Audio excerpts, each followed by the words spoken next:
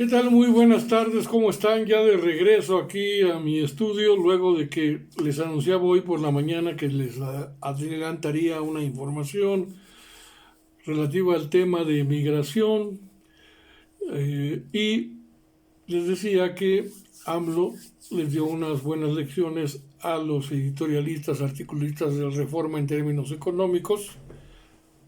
Tuve que salir, ya les di la información sobre en YouTube, Face y TikTok sobre el tema de la conferencia de hoy con el Partido del Trabajo y cómo van a trabajar rumbo a las elecciones de este 2024 en términos de ayuntamientos, etcétera. Bueno, pues AMLO aseguró hoy por la mañana que el gobierno asumirá para despejar aquellas dudas, intrigas y mentiras del periódico Reforma y otros medios de manipulación fachos, que el gobierno va a asumir una parte considerable del ajuste en pensiones. No es que se las vaya a robar y se las vaya a quitar a los trabajadores. AMLO recuerda que su reforma federal busca que el salario mínimo, para empezar, siempre crezca por encima de la inflación. Antes era de que anunciaban un salario mínimo y a la hora de anunciarlo, inmediatamente al día siguiente, anunciaban una inflación superior. Entonces pulverizaban los salarios mínimos y era puro cuento eso de que realmente tenían poder adquisitivo, para nada.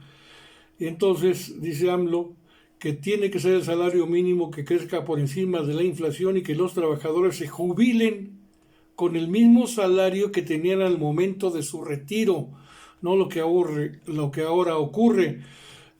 AMLO señala que para darle tranquilidad a los empresarios, dándole sepultura a los comentarios facciosos, fachos de la oposición representada fielmente por el periódico Reforma, dice que el gobierno asumirá una parte considerable del monto que se destinará a los trabajadores y ya se están haciendo análisis para estimar en cuánto tiempo esto podría ser posible.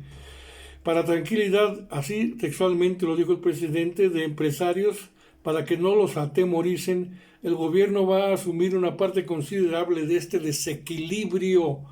Estamos trabajando una corrida financiera para ver en cuánto tiempo resolveremos para que los trabajadores se jubilen con su sueldo último y no que se les reduzca a la mitad de su pensión como ahora ocurre. Indica que se busca que el gobierno federal asuma parte del pago de estas pensiones y que el trabajador se jubile, como les decía, con su último sueldo. Además mencionó que tiene pensado por lo pronto meter dos reformas al trabajo, las pensiones y el salario mínimo por arriba de la inflación. Presentó el presidente hoy en la mañana una gráfica del salario mínimo desde el 88, 1988 hasta el 2023, explicando que en vez de subir en esa época, bajó y durante su gobierno nuevamente se ha ido incrementando en la medida de lo posible, hasta un 110%.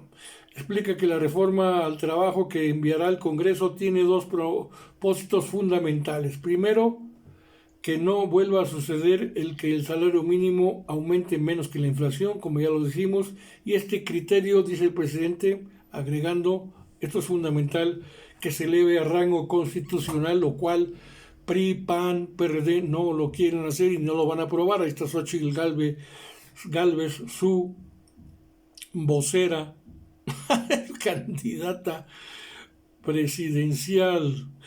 Y para afirmar más este planteamiento que dijo el presidente hoy, le podemos decir que Rusia, China y México solamente fueron los únicos países en el mundo donde los sueldos reales aumentaron. La Organización Internacional del Trabajo informó que en estos tres países crecieron los sueldos en el 2023. En cambio, en comparación, en la mayoría de los integrantes de naciones del Grupo de los Siete, es decir, las potencias mundiales, disminuyeron, puesto que sus respectivos gobiernos fracasaron en contener la inflación. México no. Los sueldos de su población han empeorado o resultan insuficientes debido a ello, por lo que su poder adquisitivo también está cayendo. Asimismo, se pronostica que el desempleo se incrementará en aquellos países levemente en el 2024, mientras que se alerta sobre una producción estancada, un empeoramiento en la igualdad y una inflación que erosiona sustancialmente los sueldos de la clase trabajadora. Las causas de esta situación se sitúan en un enlentecimiento, es decir, se hace más lento el crecimiento de la recuperación económica por la pandemia del COVID-19, por los conflictos geopolíticos del eje Rusia-Occidente, Rusia-Ucrania, apoyadas por Occidente, Estados Unidos sobre todo, y de la persistente inflación que ha desencadenado movimientos agresivos de las bancas centrales o de los bancos centrales. Esta es una fuente de Yahoo Finance. Y bueno, en otra cuestión, esta ya no de carácter económico, pero sí social y muy importante, y habíamos anunciado la reducción del suministro de agua potable en la Ciudad de México y en el Estado de México, pues se enfrentan una severa reducción del 40.2% en el suministro de agua proveniente del sistema Cutzamala. Desde el viernes pasado que les informé de este asunto, la capital recibe 7.89 metros cúbicos por segundo de este sistema de presas en comparación con los 13.2 metros cúbicos por segundo que recibieron en octubre del 2023. Esta disminución en el abasto ha sido una medida recurrente en respuesta al estrés hídrico que afecta al Cutzamala desde hace 4 años. Y también la disminución en este suministro ha afectado en el Distrito Federal, bueno, no Distrito Federal, ahora Ciudad de México, a 12 alcaldías y 16 municipios del Estado de México, según han indicado la Comisión Nacional del Agua y el gobierno de la Ciudad de México, además del gobierno del Estado de México, encabezado por la maestra Delfina Gómez. Según el último reporte, el 10 de enero, tenían un 40.8% de almacenaje, y para evitar que alcancen el mínimo histórico de 155 millones de metros cúbicos de agua, pues se anunció, como ya les informaba la semana pasada o al final de la semana pasada, un recorte de 1 metro cúbico por segundo. Bueno, el jefe de gobierno, por su parte, de la Ciudad de México, Martí Batres, señaló que la Ciudad de México está preparada para enfrentar esta situación y descartó que exista una emergencia, aunque no lo creo tanto, y afirmó que están trabajando para recuperar fuentes de agua y anunció una inversión de 319 millones de pesos para infraestructura hidráulica y recuperación de las fuentes de suministro. Una inversión que permitirá, según él, un caudal o incorporar un caudal adicional de 1959 litros por segundo. ¿Quién le entiende o quienes entendemos poco de esto? Pero afecta. Y a pesar de estas medidas han aumentado las manifestaciones de habitantes en diversas alcaldías por la falta de agua, pero también del Estado de México. Y el gobierno reiteró un llamado a la ciudadanía para cuidar el agua, eso que nosotros no estamos siendo responsables como ciudadanos, especialmente solicitando a aquellos que tienen campos de golf, jardines extensos o centros deportivos que no utilicen agua potable para riego, y además pidió a los ciudadanos reducir el uso de lavadoras, no utilizar agua potable para lavado de autos, correr o cerrar más bien las llaves durante el lavado de dientes o manos y detectar y reparar las fugas dentro de nuestras viviendas, que somos tan irresponsables que no hacemos. Por este lado, el presidente hoy mismo aseguró que no faltará agua en la Ciudad de México y Estado de México ante esta sequía, y pues que se ha provocado por los bajos niveles en el sistema Cutzamala, pues se tienen varias opciones. Apunta que el gobierno de la Ciudad de México, del Estado de México y la Conagua ya sostienen reuniones constantes para atender la situación y considera que se resolverá el tema del abasto de vital líquido. Ojalá me dé like por esos comentarios. Hay una información adicional de una próxima reunión de Martí Batres.